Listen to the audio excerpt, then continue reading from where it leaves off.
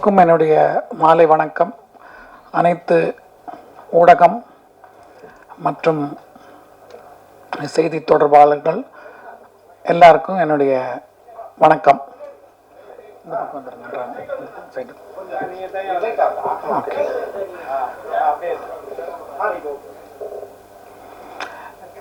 இங்கே நான்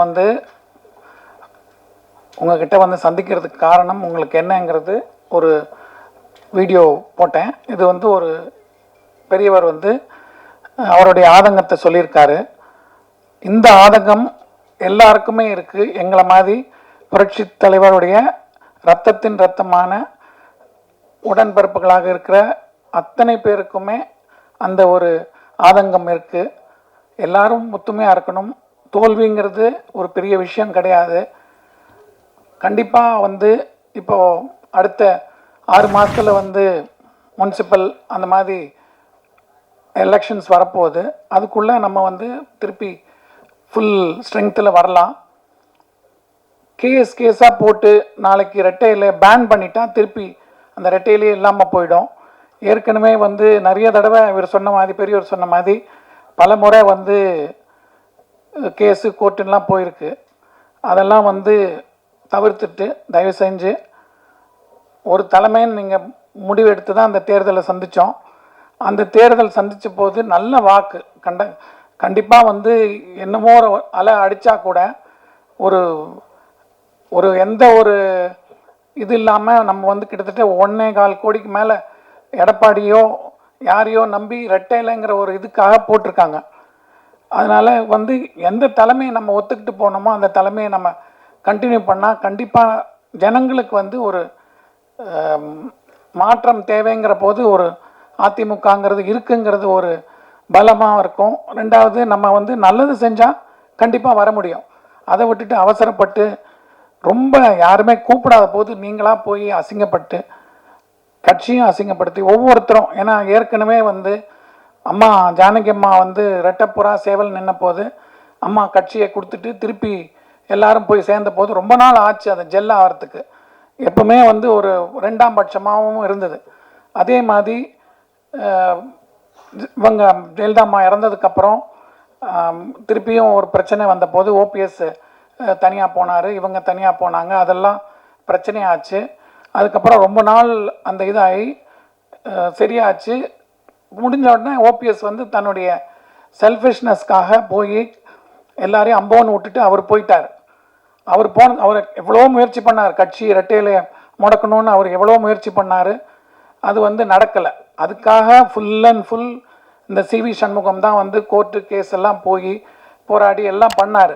ஆனால் இன்றைக்கி அவர் சொல்கிறார் எல்லாரையும் ஒத்துமையாக சேர்த்துங்க, எல்லாரையும் சேருங்க. இந்த ரெட்டையில ஆக்சுவலாக போன தேர்தல்லையே 21லேயே ஏடிஎம்கே நல்ல சீட்டில் வர வேண்டியது.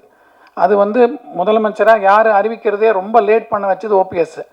அவர் ரொம்ப நியூசன்ஸாக இருந்து பார்ட்டியை ஸ்ப்ளிட் பண்ணணுங்கிறது தான் அவருடைய எண்ணமாக இருந்தது. அது கடைசியில் அதை உண்மைங்கிறதும் நிரூபிச்சுட்டு அவர் போயிட்டார். இப்போ அதே மாதிரி திருப்பி இந்த சிவி சண்முகம் யாருங்கிறவர் இதுக்கு ஃபுல் அண்ட் ஃபுல் இந்த பார்ட்டியை ரெட்டையிலைக்காக போய் கோர்ட்டு கேஸ் எல்லாம் போனாங்க. வேலுமணி எல்லாம் டெல்லிக்கெல்லாம் போனாங்க. இன்றைக்கி அவங்களே திருப்பியும் ரெட்டையிலை முடுக்கினா கண்டிப்பாக ரெட்டையிலைக்கு ஒரு கிடைக்கிறது ரொம்ப கஷ்டம். ஏன்னா இந்த மிந்தி மாதிரி இல்லை, இப்போது ரொம்ப வேறு மாதிரி போயிட்டுருக்கு. அதனால் தயவு செஞ்சு நம்ம 2ஆம் பட்சமாக மாறக்கூடாது. ஏன்னா ஒரு தடவை நம்ம இப்போது தாவேக்காவோ அவங்கள நம்பி நீங்கள் போகிறீங்கன்னா கண்டிப்பாக இந்த எம்எல்ஏ போஸ்டெல்லாம் நிச்சயமாக டிஸ்குவாலிஃபை பண்ணிவிடுவாங்க. பண்ணிட்டா உங்களுக்கு சீட்டு கொடுக்க மாட்டாங்க, தாவேக்கா தான் நிற்பாங்க. அப்போ நீங்கள் ரொம்ப கேவலப்பட்டு போவீங்க. நீங்கள் அசிங்கப்படுத்தி ஏடிஎம்கேவை கேவலப்படுத்துறதுல எங்களுக்கெல்லாம் ரொம்ப கஷ்டமாக இருக்குது. எல்லாமே உண்மையாக ஆசையாக ரெட்டைலைக்கு இருக்கிறவங்க இன்றைக்கும் இருக்காங்க. அது நிரூபணமும் ஆயிருக்கு. அதனால் தயவு செஞ்சு இந்த மாதிரி அவர் எல்லாரையும் நீக்கிறாருன்னு சொல்கிறார். இந்த நீக்க சொன்னதே இவங்க தான். ஃபுல் அண்ட் ஃபுல் ஓபிஎஸ் கூட கேஸ் நடத்தினது, மற்றவங்கெல்லாம் பண்ணது, அந்த மாதிரி சொல்லி இப்போ கடைசியில் ஸ்லீப்பர் செல்னு சொல்லி இப்போ இவங்க ஸ்லீப்பர் செல் மாதிரி ஆயிட்டாங்க. இது ரொம்ப அசிங்கமாக இருக்குது. தயவு செஞ்சு எல்லாருமே திருப்பி ஒன்றா சேருங்க. இல்லை எங்களுக்கு வேண்டான்னு சொல்லிட்டு நீங்கள் வெளியில் பொதுக்குழு செயற்குழு உறுப்பினர்கள்லாம் தயவு செஞ்சு ஒத்துமையாக இருக்கணும். பின்னாடி போகிறீங்கன்னா அவங்களுடைய கிட்ட வேலை செஞ்சவங்களா இருந்தால் அவங்க போவாங்க. பட் ஆனால் கண்டிப்பாக நான் சொல்கிறேன், அவங்கள நம்பி போனீங்கன்னா, ஏன்னா எனக்கு நல்லா தெரியும், விஜயகாந்த் அவர்களோட கூட்டு வச்சாங்க, ஏடிஎம்கே கூட கூட்டு வச்சாங்க. அவங்கெல்லாம் ஒன்றா அண்ணன் தம்பியாக பழகிட்டு இருந்தாங்க. திடீர்னு பிரிஞ்ச போது ரொம்ப அவங்க மனசு கஷ்டப்பட்டதெல்லாம் நான் பார்த்துருக்கேன். அதனால் அந்த மாதிரி நமக்கு வந்து அந்த நிலைமை வரக்கூடாது. ஏற்கனவே 2-3 தடவை நம்ம அவஸ்தைப்பட்டிருக்கோம். அந்த மாதிரி தயவு செஞ்சு வராதிங்க. ரெட்டை இல்லைங்கிறது முக்கியம். எம்ஜிஆருடைய கட்சி நிறைய பேர் தியாகம் ஜானகியம்மா வந்து ஒரு எதிர்பார்ப்பும் இல்லாமல் கொடுத்துட்டு போனாங்க. அதுக்கப்புறம் இவர் சொல்கிற மாதிரி 96ல் ஒரு பெரிய தோல்வி வரும்போது எல்லாரும் அப்பவும் செதறி ஓடுனாங்க. இதே வந்து தனியாக ஒரு குரூப் பண்ணாங்க, எல்லாம் பண்ணாங்க, கடைசியில் திரும்பி வந்துட்டாங்க. ஏன்னா வந்து அந்த அம்மாவுக்கு கொஞ்சம் ஆளுமை இருந்தது, அதனால திருப்பி கொண்டு வர முடிஞ்சுது. ஆனால் இப்போ இருக்கிற நிலைமை வந்து இவர் எவ்வளோதான் ஆளுமை இருந்தாலும் இப்போ வேறு மாதிரி அது இது பண்ணிக்கிட்டு இருக்காங்க. அதுக்கு வந்து கொஞ்சம் டைம், ப்ரீதிங் டைம் இருந்தால் நம்ம கண்டிப்பாக உள்ளாட்சி தேர்தலில் வந்து நல்ல ஃபுல் பலத்தோடு நம்ம வர முடியும். ஜனங்க பார்த்துக்கிட்டு இருக்காங்க. புதுசாக ஒருத்தர் வந்திருக்காரு, அவர் என்ன பண்ண போகிறாருங்கிறது எதிர்பார்ப்போடு இருக்காங்க. அதில் வந்து நல்லா பண்ணாங்கன்னா அவங்களுக்கு இருந்துட்டு போட்டோம். அதே அவங்க தவறு பண்ணும்போது ஒரு மாற்றுன்னு வரும்போது கண்டிப்பாக ஏடிஎம்கேக்கு ஒரு நல்ல சான்ஸ் இருக்குது. அதை தயவு செஞ்சு நீங்கள் மிஸ் பண்ணாதீங்க. மிஸ் பண்ணிங்கன்னா once and for all ADMK முடிஞ்சு போயிடும். யாரோ அந்த கட்சி போய்டும் இந்த கட்சி போய்டுன்னு சொல்லிட்டு கடைசியில் நம்ம குத்துற மாதிரி ஆயிடுச்சு. தயவு செஞ்சு அந்த மாதிரி வேலுமணியோ இவர் சண்முகமோ பேசுறச்செல்லாம் வந்து எங்களுக்கு ரொம்ப கிட்டத்தட்ட, அதாவது நத்தம் விஸ்வநாதன்லாம் வந்து இவர் சொல்ல சொல்ல அவர் பேசுகிறாரு. இவர் சட்டசபையில் பின்னாடி ஓடி போய் டாக்டர் விஜயபாஸ்கர் போய் என்னமோ ஒன்றும் தெரியாமல் இப்போ அவர்கிட்ட போய் கேட்டு வராரு. அந்த மாதிரிலாம் நான் பார்த்ததே இல்லை சட்டசபையில் வந்து ஒரு 20 வருஷம் 30 வருஷமாக. முன்னாடி எப்படி நடந்தது எனக்கு தெரியாது. இந்த காலகட்டத்தில் இந்த மாதிரிலாம் ஏடிஎம்கேக்காரங்க அப்படி பிஹேவ் பண்ணி நான் பார்த்ததே கிடையாது. தப்பாக போகுது, ரொம்ப நல்லா இல்லை. நாங்கள்லாம் வந்து ரொம்ப வருத்தப்படுறோம். ரெட்டையில் ஏடிஎம்கே நல்லா ஸ்ட்ராங்காக வரும்ன்ற நம்பிக்கை இருக்குது. அதோடைய பாசிட்டிவ்னஸ் தான் வந்துக்கிட்டு இருக்கு. அந்த சமயத்தில் இவங்க வந்து தேவையில்லாமல் யாரோ புதுசாக ஒரு இவங்க வந்தாங்க, அவங்க பின்னாடி இவங்கெல்லாம் கூட சேர்ந்துக்கிட்டு போகிறாங்க. நிச்சயமாக வந்து அவங்களுக்கெல்லாம் எம்எல்ஏ போஸ்ட் போகும். போனால் அவங்கள வந்து ரொம்ப கேவலமாக நடத்துவாங்க. அவங்க கூட போகிறவங்க திருப்பி நாங்கள்லாம் வந்து ரொம்ப பார்த்துருக்கோம். திடீர்னு ஓபிஎஸ் கூட இன்றைக்கி விட்டுட்டு போனதுக்கப்புறம் அவங்கெல்லாம் எம்ஜிஆர் பக்தர்கள்லாம் எவ்வளோ வருத்தப்படுறாங்க. இந்த மாதிரி எங்களுக்கு மரியாதையே இல்லை, நாங்கள் என்ன பண்ணுறது, யார் கூட போகிறதுன்னு தெரியாமல் அவங்கெல்லாம் செதற மாதிரி போயிட்டுருக்க போது கூட அவங்களுக்கு மனசு இல்லாமல் அப்படியே நிற்கிறாங்க. அந்த மாதிரி ஒரு உண்மையாக இருக்கிறவங்கள தயவு செஞ்சு நீங்கள் விட்டு கொடுக்காதீங்க ப்ளீஸ். தேங்க்யூ.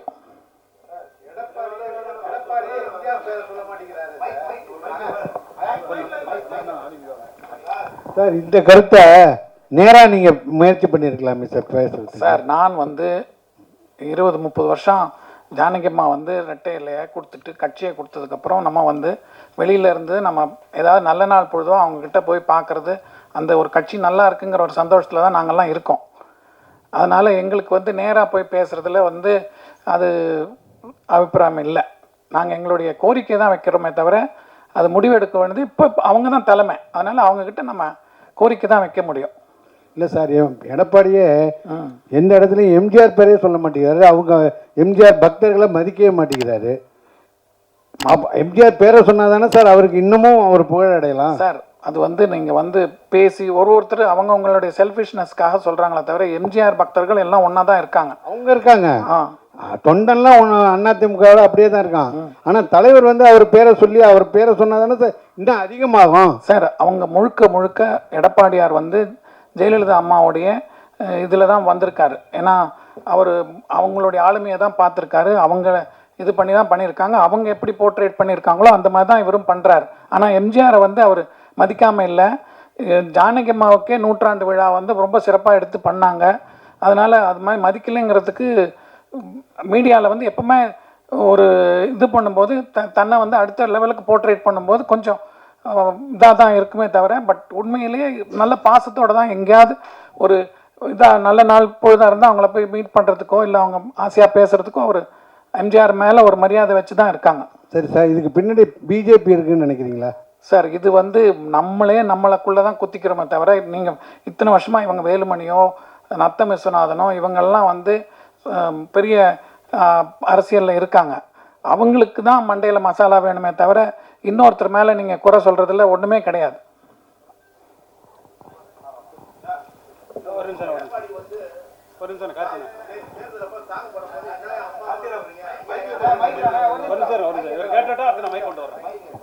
சார் சார் நீங்கள் சொல்கிறீங்க நீங்களே எம்ஜிஆர் ஃபேமிலி தான் வந்தீங்களா சார்? உங்களுக்கு இது வரைக்கும் ஒரு கட்சியில் அங்கீகாரமோ பதவி? சார் நாங்கள் யாரும் எதிர்பார்க்கல சார். நாங்கள் சந்தோஷமாக எங்களை எங்கே போனாலும் அந்த இதுக்கு ஒரு மரியாதை கொடுத்து எங்களை ஆசையாக இது பண்ணுறாங்க. ரெட்டை இலை இருக்குது, கட்சி இருக்குது. நான்லாம் வந்து சின்ன வயசில் எங்கள் அப்பா வந்து அண்ணாடிஎம்கே ஆஃபீஸில் வந்து கல்யாண மண்டபம் வச்சுருந்தார், சத்யா கல்யாண மண்டபம்னு. அந்த கல்யாண மண்டபத்தில் ஓடி விளையாடினவன் தான். ஒவ்வொரு இதுவும் மீட்டிங் நடக்கும்போதெல்லாம் பார்த்தவன் தான். அதாவது இப்போது ஸ்பீக்கராக இருக்கார்ல ஜேசிடி பிரபாகரன், அவரெல்லாம் வந்து ஜானகிம்மா சாவர வரைக்கும் கரெக்டாக கேக்கெல்லாம் வந்து கொடுத்தாரு. அவர் முதல்ல நிற்கும்போது அவர் கால் ஃப்ராக்சர் ஆகி கீழ்பாக் ஹாஸ்பிட்டலில் இருந்தார். அப்போ அப்பா கூப்பிட்டு போய் இந்த பையன் நல்ல பையன், நல்லா வருவான், அவனை என்கரேஜ் பண்ணணுன்ட்டு அப்பா வந்து எக்ஸ்ட்ராவாக இப்போ தேர்தல் அப்பாவுக்கு வந்து ஒரு அண்ணா நகரில் வந்து ஹாண்டே நிற்கிறாங்க, இவர் வந்து வெள்ளிவாக்கத்தில் நிற்கிறாங்க. அப்போது இவருக்கு ஹாண்டேக்கு ஒர்க் பண்ணும்போது அவருக்கு எக்ஸ்ட்ரா ஒர்க் பண்ணுறதுக்கு அவருக்கும் அப்பா போய் எக்ஸ்ட்ராவாக பைசாலாம் கொடுத்து நல்லா பண்ணுங்கள், கேம்பெயின் பண்ணுங்கன்னு சொல்லி அப்பா வந்து என்கரேஜ் பண்ணார். அந்த மாதிரி அதனால அவங்கெல்லாம் இன்னும் பழைய ஆளுங்கள்லாம் இதாக இருக்காங்க. ஏன்னா எம்ஜிஆர் பீரியட்லேயே வந்து 80 தோற்ற போது மொடக்குறிச்சி சுப்பலக்ஷ்மி, நாஞ்சில் மனோகரன்லாம் வெளியில் போனாங்க.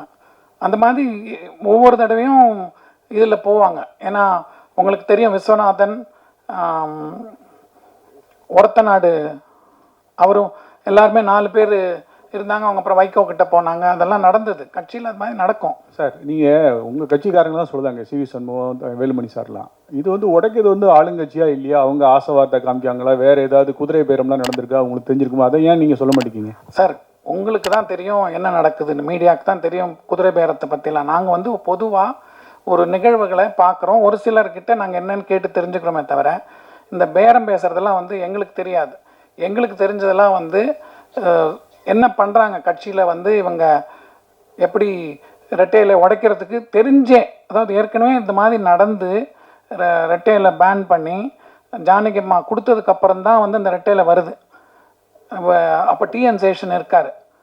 நான் முதல் நாள் ஜானகிம்மாவுக்கு ஆதரவு கொடுக்குறதா பூட்டா சிங் கிட்ட போய் ஜானகிம்மா கேட்குறாங்க, ஆதரவு கொடுக்குறதாலாம் காங்கிரஸ் எல்லாம் சொல்லிவிட்டு மூப்பனார் ஐயா வந்து நம்ம தனியாக நிற்போங்கிற மாதிரி ஏதோ ஒரு ஐடியா கொடுக்க இவங்க வந்து லாஸ்ட் மூமெண்ட்டில் ஒன்றுபட்ட அதிமுகவுக்கு ஆதரவு கொடுப்போன்னு சொல்லிட்டு இது பண்ணுறாங்க. அந்த சமயத்தில் ஆர்.எம். வீரப்பன் அவர்கள் வந்து இவங்க கருணாநிதி அவர்களை போய் பார்க்குறாங்க. பார்க்கும்போது அவர் என்ன சொல்கிறார், நான் வந்து இந்த மாதிரி இது சப்போர்ட் பண்ண முடியாது, வேறு எதாவது பண்ணுவோன்னு சொல்லிட்டு அவங்க அப்ஸ்டெயின் பண்ணுறாங்க. அப்போது அந்த மெஜாரிட்டியில் ஜானகிம்மா ஃப்ளோரில் வின் பண்ணுறாங்க.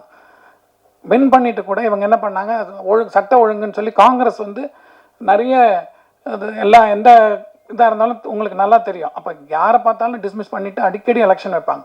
பட் இப்போ வர ஃப்யூச்சரில் வாஜ்பாய் கவர்மெண்ட்டுக்கு அப்புறம் அந்த பாலிசிஸ் கூடாதுன்னு சொல்லி ரொம்ப நாள் வந்து என்ன பிரச்சனை இருந்தால் கூட அந்த 5 years டேர்ம்ஸை உள்ளே அலோவ் பண்ணுறாங்க, மீட் பண்ணுறாங்க. அதனால் பிரச்சனைகள் வந்து நம்மக்கிட்ட தான் இருக்கே தவிர மற்றவங்க கிட்ட இல்லை. சார் வணக்கம் சார். இப்போ எம்ஜிஆர் துவங்கிய கட்சி அதோடைய சின்னம் வந்து சிக்கலாயிடக்கூடாது அப்படிங்கிறதுல இவ்வளோ ஒரு ஆர்வமாக சொல்கிறீங்க. ஏன்னா அரசியலில் ஈடுபடாட்டி கூட ஒரு அக்கறையாக சொல்கிறீங்க. இப்போ இதே மாதிரி இன்னொரு முக்கியமான விஷயம் என்னென்னா, இந்த இந்தி திணிப்பு எதிர்ப்பு விஷயத்தில் எம்ஜிஆர் சிறைக்கே போயிருக்கிறார். அதை ஒரே நேரத்தில் அரசியல்லையும் சினிமாவிலையும் ஈடுபட்டார். ஆனால் எந்த ஒரு தகுதியுமே இல்லாமல் தன்னை எம்ஜிஆர்னு சொல்லிக்கிற ஆட்கள் இருக்காங்க. அதை நீங்கள் ஏன் இது வரைக்கும் கண்டிச்சதில்லை? அதை நியாயமாக கண்டிக்கணும். உங்களுக்கு ஒன்று தெரியுமா, எம்ஜிஆர் வந்து நீங்கள் இந்த படம் பாருங்கள், நவரத்தனம்னு ஒரு படம் பாருங்கள், அதில் ஹிந்தி பாடலே அவர் பாடியிருக்கார், பாடி நடிச்சிருக்கார். அதனால் வந்து ஒரு மொழி வந்து தெரிஞ்சுக்கிறது தப்பு கிடையாது. திணிப்பு சொல்கிறேன், திணிப்பு தமிழ்நாட்டில் வந்து அந்த திணிப்பு கிடையாது. ஏன்னா இவங்க வந்த போதே ஏடிஎம்கே ஆட்சி இருக்கும்போதே அது வந்து ஸ்ட்ரிக்டாக தான் ஃபாலோ பண்ணாங்க, திணிப்பு கொடுக்கல. அதனால் இவங்க அது வச்சு தான் அரசியல் இத்தனை வருஷம் நடத்திட்டு இருக்காங்க. அது வந்து இன்னைக்கு ஒரு பொருட்டே கிடையாது. இல்லை, என்னுடைய கேள்வி உங்களுக்கு சரியாக கன்மையாகலன்னு நினைக்கிறேன். நான் கேட்ட கேள்வியுடைய அர்த்தம் என்னன்னா, எம்ஜிஆர் அரசியல் சினிமா ரெண்டுத்திலையும் ஒரே நேரத்தில் கோல வச்சினாரு. சினிமாலையும் தைரியமாக தான் சார்ந்த கட்சியை வெளிப்படுத்தினாரு. போராட்டங்கள்லையும் வந்து ஒரு சில விஷயங்கள் ஈடுபட்டிருக்காரு. ஆனால் எந்த தகுதியுமே இல்லாத சில பேர் தன்னை எம்ஜிஆரோட ஒப்பிட்டுக்கிறாங்க. அரசியலுக்குலாம் வந்து அடுத்த எம்ஜிஆர் நான்னு. அதை நீங்கள் ஏன் வந்து அதையும் நீங்கள் வந்து ஒரு இது கருத்தை தெரிவிச்சிருக்கணும்ல? இப்போ ஒருத்தர் சினிமாக்குள்ளே வராங்கன்னா தன்னை வந்து ரஜினி கமலா நினச்சிக்கிறவங்க எல்லாருமே, அது மாதிரி எம்ஜிஆருங்கிறது ஒரு பெரிய ஆளுமை. அதனால் எல்லாருக்குமே தன்னை வந்து எம்ஜிஆராக நினைக்கணுங்கிறதா. நீங்கள் பழைய விஷயங்கள் பார்த்துருக்கீங்க. ஏதாவது ஒரு தர்மம் பண்ணால் கூட எம்ஜிஆர் வாழ்கன்னு தான் சொல்லுவாங்க. எம்ஜிஆரை தான் மனசில் ஜனங்க இன்னும் நினச்சிட்ருக்காங்க. அதனால் யார் எம்ஜிஆரை பற்றி சொன்னாலும் அது எம்ஜிஆருக்கு தான் பெருமை. அப்புறம் இன்னொரு விஷயம், இப்போ எம்ஜிஆருடைய இறுதி சடங்கப்ப ஜெயலலிதாவை வந்து அந்த வண்டி வாகனத்திலேருந்து கீழே தள்ளி விட்டாருன்னு ஒரு விஷயம் உங்கள் மேலே உண்டு. அது என்னன்னா, நீங்கள் நினச்சது வந்து எம்ஜிஆருக்கு அப்புறம் ஜெயலலிதா வேண்டாம், வேற ஒருத்தர் வரணுங்கிறதோட ஒரு அர்த்தமாக அதை வச்சுக்கலாம். ஆனால் சொல்லி முடிச்சுக்கிறேன். ஆனால் உங்களுடைய அந்த எண்ணம் ஈடறலை. அதே மாதிரி அதுக்கப்புறம் பார்த்தீங்கன்னா ஜெயலலிதா அடையாளம் காட்டியது ஓபிஎஸ்க்கு தான் சொன்னீங்க. உங்களுடைய அந்த எண்ணமும் நிறைவேறலை. அதாவது நீங்கள் ஒரு நோக்கத்தில் சொல்லியிருக்கலாம், அதை நான் குறை சொல்லலை. ஆனால் தொடர்ந்து உங்களுடைய அந்த ஒரு எதிர்பார்ப்பு எல்லாமே அது எதிர்மறையாக தான் நடந்துட்டு இருக்கு. இப்போ எடப்பாடி பழனிசாமி பக்கம் நிற்கணும், கட்சி ஒற்றுமையாக இருக்கணுங்கிற அர்த்தத்தில் சொல்கிறீங்க. இதுவாவது நடக்குங்கிற ஒரு எண்ணம் இருக்கா உங்களுக்கு? அதாவது நான் வந்து 1967 பிறந்தேன். எனக்கு எம்ஜிஆர் இறந்து போகும்போது வயசு 20. அப்போ வந்து எங்களுக்கெல்லாம் வந்து அவர் கூட வாழ்ந்திருக்கோம். அவர் வந்து எங்களை ஒவ்வொரு நல்ல நாட்களும் எங்கே ஃபங்க்ஷன் போனாலும் எங்களை கூப்பிட்டு போவார். எங்கள் மேலே பாசமாக இருந்தார். எதுவாக இருந்தாலும் அவருக்கு தெரியாமல் எதுவுமே செய்ய மாட்டோம். அவருடைய ஆசையாகவே இருப்போம். இது வந்து நீங்கள் அன்னைக்கு பிரச்சனை என்ன நடந்ததுன்னா, அந்த அம்மா வந்து நானே வந்து நக்கீரன் செகண்ட் இஷ்யூவில் பாருங்கள், என்னுடைய பேட்டி இருக்கும். என்ன நான் அது வந்து எனக்கும் அந்த அம்மாவுக்கும் அரசியலோ எதுவுமே கிடையாது. என்ன ஒரு சாதாரண அந்த வீட்டில் ஒரு குடும்பத்தில் எங்கள் மாமா அவர் வந்து இறந்து போகிறாரு. அவர் வந்து ஒரு கௌரவமாக பண்ணுற சமயத்தில் இவங்க ஏறி மிதிக்கும் போது அதை வந்து நாங்கள் சின்ன பையன் போனான். ஐ வாஸ் ஒன்லி 20 years நான். அப்போ என்னுடைய கோவத்தை நான் வெளிப்பாடு காண்றேன். அதுக்கப்புறம் வந்து அந்த பிரச்சனை அதோட முடிஞ்சு போயிடுது. என்ன அதுக்கு அவங்களும் பெரிய அந்த ஒரு 2-3 வருஷம் அந்த ப்ராப்ளம் இருந்து அதோட அவங்களும் மறந்துட்டாங்க. நான் இது பண்ணிட்டாங்க. ஜானகிம்மா இறந்த போது கூட முதல் ஆளாக அவங்க தான் வந்தாங்க தோட்டத்துக்கு. வந்தபோது கூட நானும் அவங்களும் ஒன்றா தான் நின்றுட்டு இருந்தோம். வந்து பார்த்துட்டு தான் போனாங்க. அதனால் அவங்களுக்கும் எனக்கும் பிரச்சனையே கிடையாது. என்ன அது வந்து சொல்லிகிட்டே வராங்க. அதே மாதிரி ஓபிஎஸ் வந்து எனக்கு வந்து அந்த சமயத்தில் யாருமே தெரியாது. கட்சியில் எடப்பாடிங்கிற ஒரு உருவமே எங்களுக்கு தெரியாது. என்ன அப்போது இந்த ஓபிஎஸ் வந்து 2 தடவை 3 தடவை அவங்க சான்ஸ் கொடுத்துருக்காங்க. அதனால் அவர் கண்டினியூ ஆகட்டுமே, அவர் சிஎம்மாக இருக்கார், அப்படி கண்டினியூ ஆகட்டுமேங்கிறது தான் ஆதரவு கொடுத்தோம். அதுக்கப்புறம் அவருக்கே எதிர்ப்பாக ஈரோடு தேர்தலெல்லாம் நானே பேசியிருக்கேன். இந்த மாதிரி கட்சியை உடைக்கிறவங்களாம் எங்களுக்கு வேண்டாம் தான் சொல்லியிருக்கோமே தவிர நாங்கள் வந்து இவர் வரக்கூடாது அவர் வரக்கூடாது நாங்கள் நினைக்கல. எங்களுக்கு வந்து ரெட்டையில் இருக்கணும், கட்சி இருக்கணும், கட்சி ஒத்துமையாக இருக்கணும். அந்த எம்ஜிஆருடைய ஃபோர்ஸஸ் வந்து இன்னும் ஆசையாக இருக்காங்க. நல்லது செய்யுங்க, யார் வேணால் வாங்க, அவ்வளோதான். சார், அரசியலில் உங்கள் கருத்தை சொன்னீங்க. சினிமாவை பொறுத்த வரைக்கும் உங்களோட அடுத்த கட்ட திட்டம் என்ன? நான் வந்து I am now going to be 59 years நடந்துகிட்ருக்கு. ஏதாவது சான்ஸ் தானாக வந்தால் நானே பண்ணுவேனே தவிர நான் வந்து முடிஞ்ச வரைக்கும் போகிறதில்ல. ஏன்னா எங்களுக்கு வந்து அந்த ஃபேமிலி பேக்ரவுண்ட்னா உங்களுக்கு சினிமா பற்றி தெரியும். போனோடனே என்ன சார் ஏதாவது ஃபைனான்ஸ் பண்ணுறீங்களா, படம் எடுக்கிறீங்களா, ஃபஸ்ட்டு போடும்போது நம்மளை போட்டுருவாங்க. அதுக்கப்புறம் படம் வந்து பெரிய கம்பெனியாக இருந்தால் அது மூவ் ஆகும். நம்மளை வந்து ரொம்ப நாளுக்கு அப்புறம் தேடி வரும்போது சின்ன கம்பெனிஸ் வரும்போது நம்மளை ஃபைனான்ஸ் பண்ணுறியான்னு சொல்லி ஃபோர்ஸ் பண்ணுவாங்க. அப்போ நமக்கே ஒரு அந்த ப்ரெஷர் வரும். அதனால் நான் வந்தால் செய்வேன், இல்லைன்னா நான் செய்ய மாட்டேன்.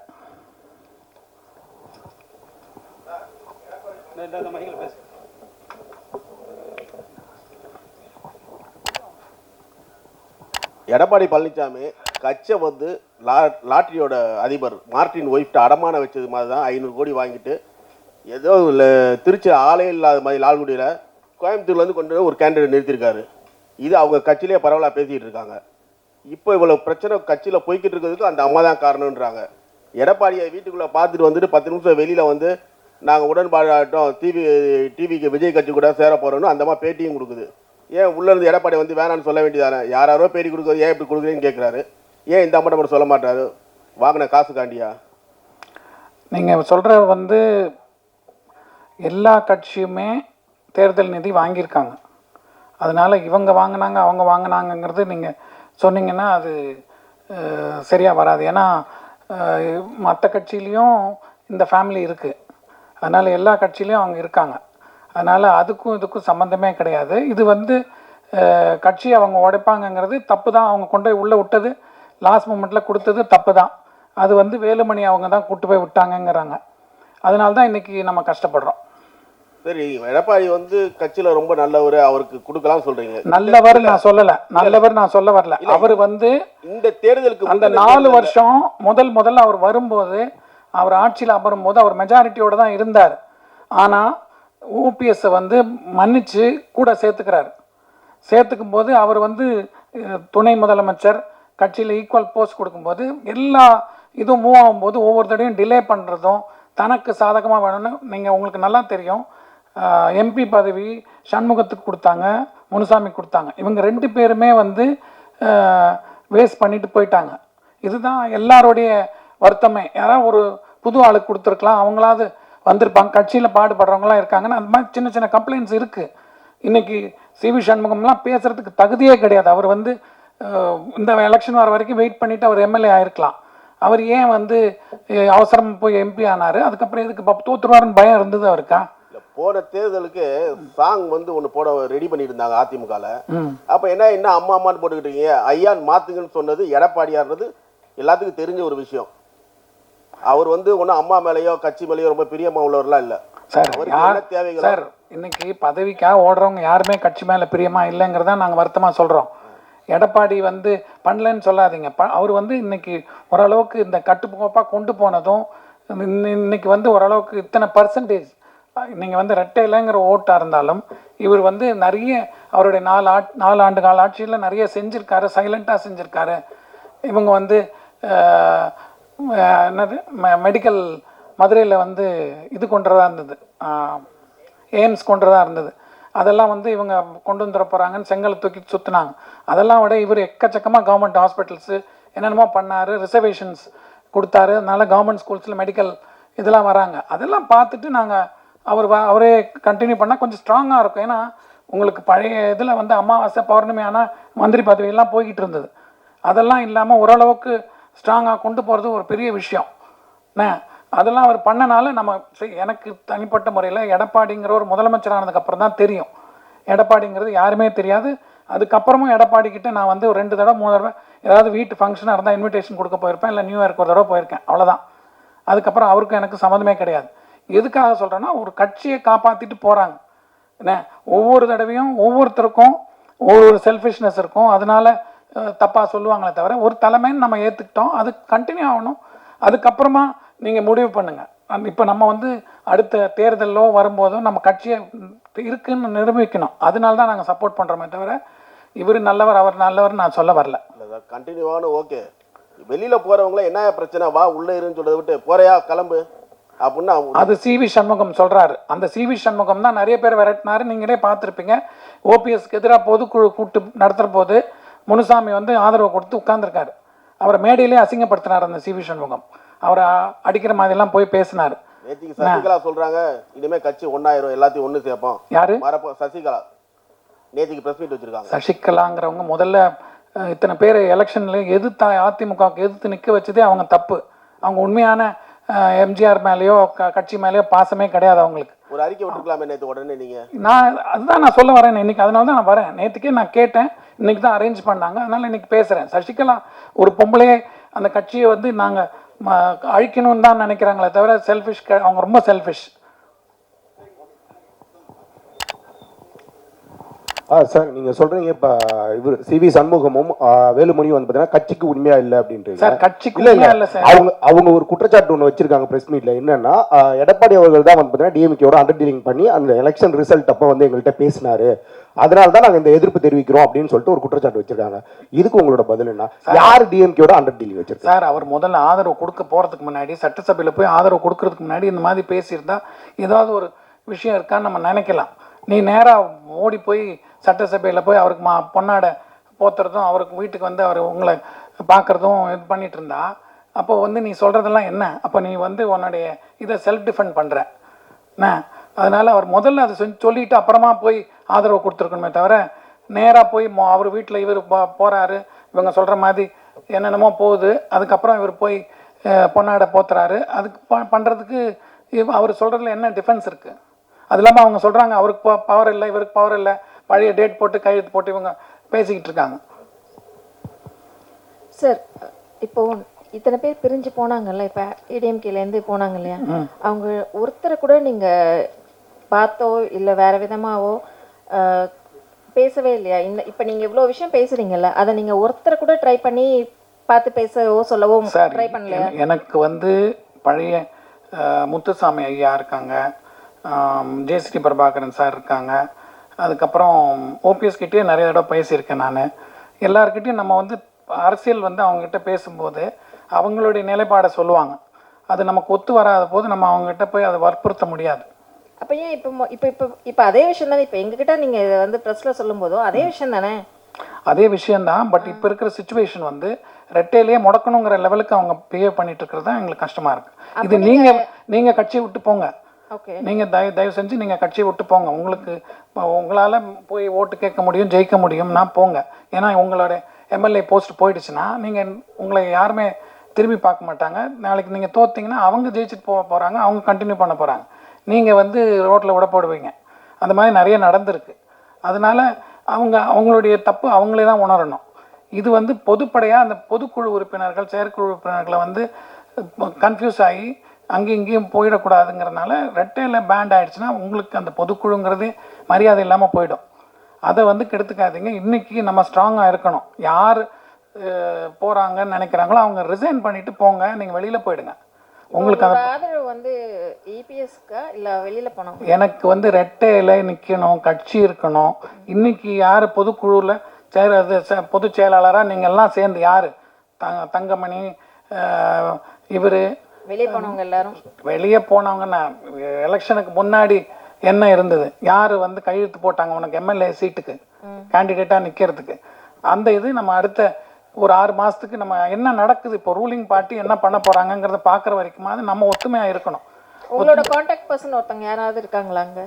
உங்களுக்குன்னு ஒரு கான்டாக்ட் பர்சன் இருப்பாங்கல்ல, யாருமே இல்லையா? ஒரு கூட இல்லையா? எனக்கு எல்லாருமே கான்டாக்ட் பர்சன் சார், எல்லா கட்சியிலும் எல்லாருமே இருக்காங்க. நேர்ல பார்த்து ஒரு விஷயத்தை கன்வே பண்ண முடியாத விஷயத்தை இப்ப பிரஸ்ல சொல்லி பொதுப்படையா ஒரு விஷயத்தை சொல்லி சார், இது நான் சொல்றது வந்து நீங்க எதிர்பார்க்கறீங்க? எனக்கு வந்து எல்லாமே எம்ஜிஆருடைய பக்தர்கள்லாம் வந்து கட்சி ஒத்துமையா இருக்கணும்னு விரும்புறாங்க. பொதுக்குழு செயற்குழு உறுப்பினர்கள் வந்து யார பொதுச் செயலாளரை இப்போ தேர்ந்தெடுத்திருக்காங்களோ அவங்களுக்கு கூட இருக்கணும். இல்லைன்னா நம்ம கட்சி இன்னுமே once and for all finish வரத்துக்கு சான்ஸே கிடையாது. இதை வந்து அவங்க தப்பு பண்ணாங்கன்னா நீங்கள் முடிஞ்சு போச்சு. அப்போ நீங்கள் போகிறது வந்து ஏதோ அந்த 5 நிமிஷம் உங்களுக்கு கிடைக்கிற சுகத்துக்காக போகிறீங்கிற மாதிரி தான். அதுக்கப்புறம் பின்னாடி லைஃப் லாங் அந்த ஏடிஎம்கேங்கிறதே உங்களால் தான் டிஸ்ட்ராய் ஆகிடுச்சுங்கிறத சாபம் வரமும். அது பண்ணாதீங்க, வேண்டாம். இத்தனை வருஷம் இல்லாமல் இப்போ திடீர்னு நீங்கள் இது மாதிரி வந்து சார் இன்றைக்கி தான் தேர்தல் முடிஞ்சது, இப்போ தான் அந்த பிரச்சனை வருது. பிரச்சனை வரும்போது தான் நாங்கள் பேச முடியும். வணக்கம் சார். இப்போ அந்த வாக்கெடுப்பில் வாக்கு எண்ணிக்கை நடந்துட்டு இருந்த நேரத்தில் இப்போ தாவேக்கு கொஞ்சம் கூடுதல் இடம் வர்ற நேரத்தில் முதலாக சொன்ன டிவியில் வந்து ஒருவேளை வந்து அதிமுக சார்பில் எடப்பாடியும் பாமகவும் அதிமுக கூட்டணி ஆட்சி அமைச்சு திமுக வந்து வெளியிலேருந்து ஆதரவு தருவதுக்கு கூட ஒரு வாய்ப்பு வரலாம்னு அதுக்கப்புறம் சில தொலைக்காட்சிகளும் இதை சொன்னேன். ஆனால் அதற்கான முயற்சிகள்லாம் நடந்ததா ஒரு பேச்சு இப்போ இருக்குது. சிவி சண்முகம் கூட சொல்லியிருக்கிறாரு. அப்படி நடந்திருந்தால் நீங்கள் ஆதரிச்சிருப்பீங்களா? திமுக ஆதரவோடு அதிமுக அரசு அமைகிற மாதிரியானது நடந்திருந்தால் நீங்கள் அதை ஆதரிச்சிருப்பீங்களா? அதிமுகங்கிறது வந்து நான் சின்ன வயசுலேருந்தே வந்து எங்களுக்கு கருணாநிதி அப்படிங்கிற ஒரு பிம்பம் வந்து பிடிக்கவே பிடிக்காது. என்ன, எங்கள் அப்பாவெல்லாம் அவர் ரொம்ப ஆசையாக எந்த காலத்துலேயுமே எங்கள் அப்பா பேர் சொல்லி கூப்பிடுவார், மணின்னு சொல்லுவார். அவர் ஜானகியம்மா இறந்ததுக்கப்புறம் அவர் முதலமைச்சர் ஆகும்போது எங்கள் அப்பாவை எல்லா ஃபங்க்ஷனுக்கும் கூப்பிடுவார். எங்கள் அப்பா மேலே பாசமாக இருப்பார், எல்லாமே இருக்கும். இருந்தால் கூட நான் வந்து எங்களுக்கு சின்ன வயசுலேருந்தே எங்களுக்கு ஒரு இது என்னென்னா இதுதான் அப்படிங்கிற மனசில் இருப்போம். கண்டிப்பாக வந்து அவங்கக்கிட்ட எல்லாருக்கிட்டையும் எங்கள் ஃப்ரெண்ட்ஷிப் இருக்குது. எல்லாருமே எங்கிட்ட ஆசையாக பேசுவாங்க, நானும் எல்லாருக்கிட்டையும் பேசுவேன். பட் ஆனால் கடைசியில் போய் நிற்கிறது வந்து ரெட்டைலைக்கு தான்.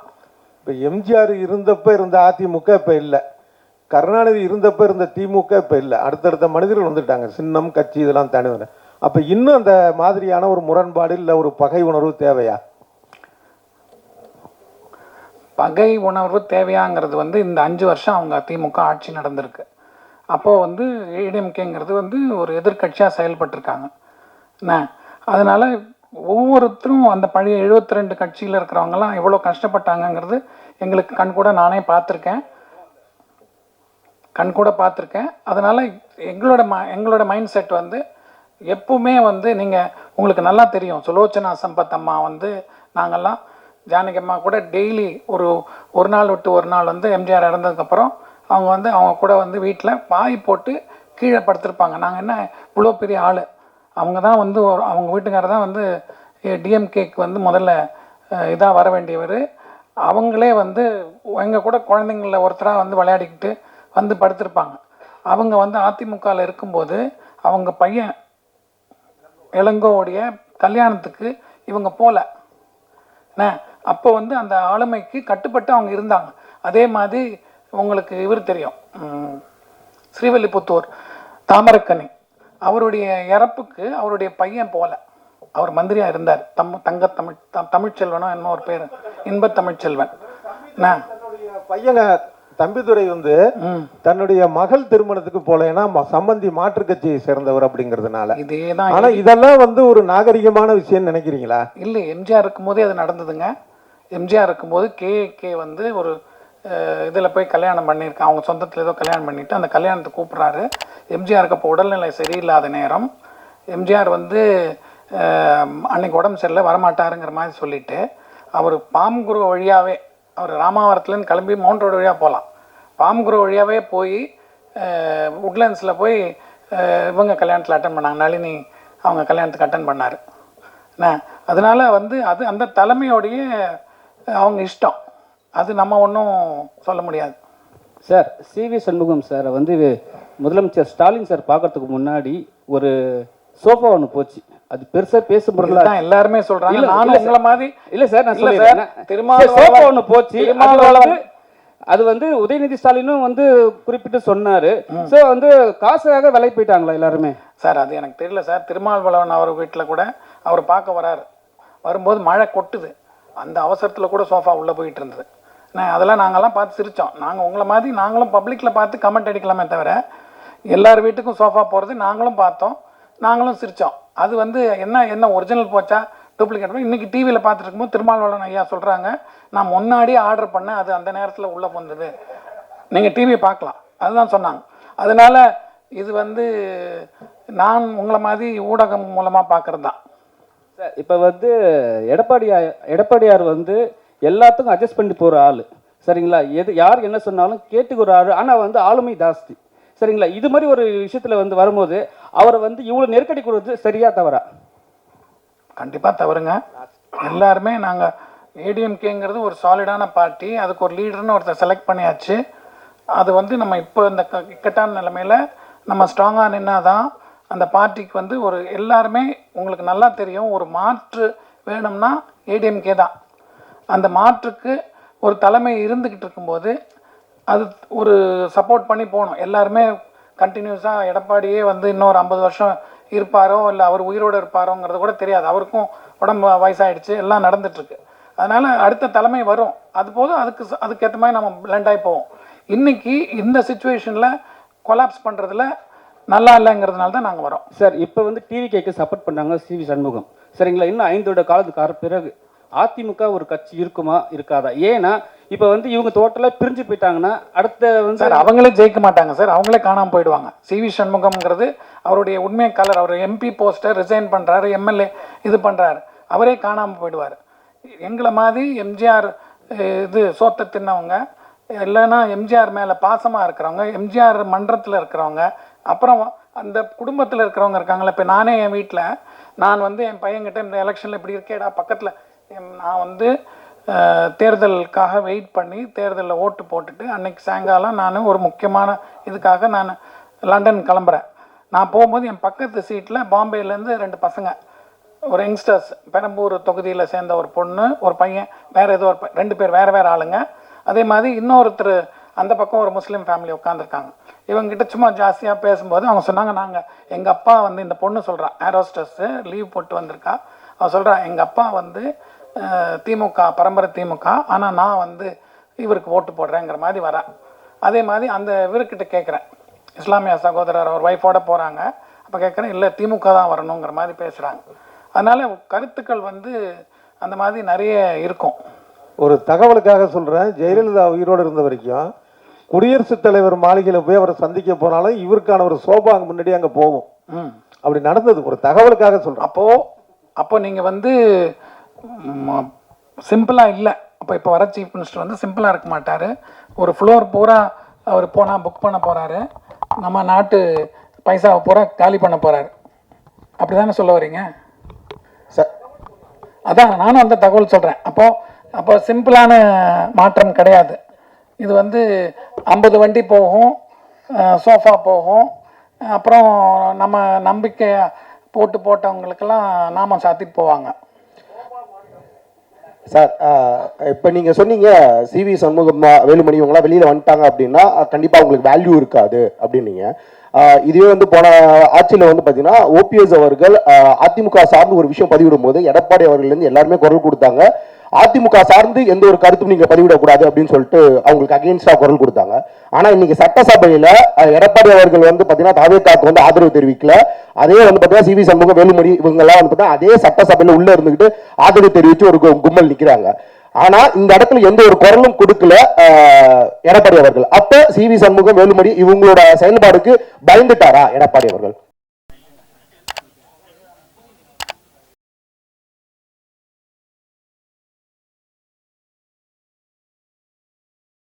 அவர்கள் அவர்கள்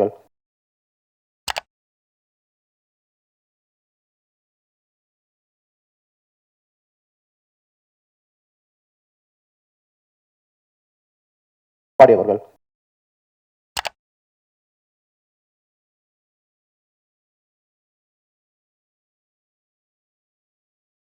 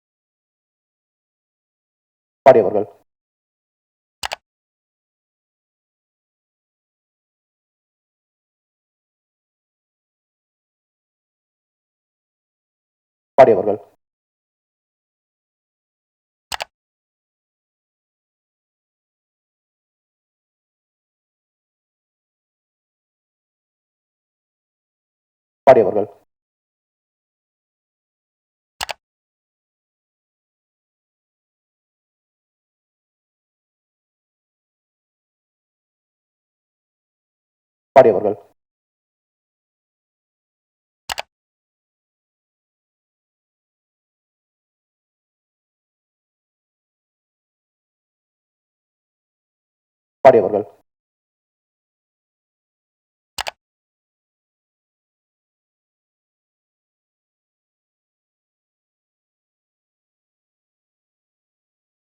அவர்கள் அவர்கள் அவர்கள்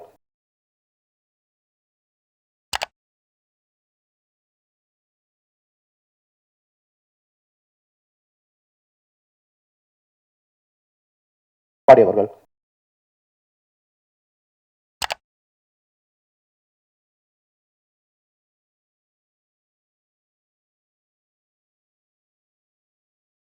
அவர்கள் அவர்கள்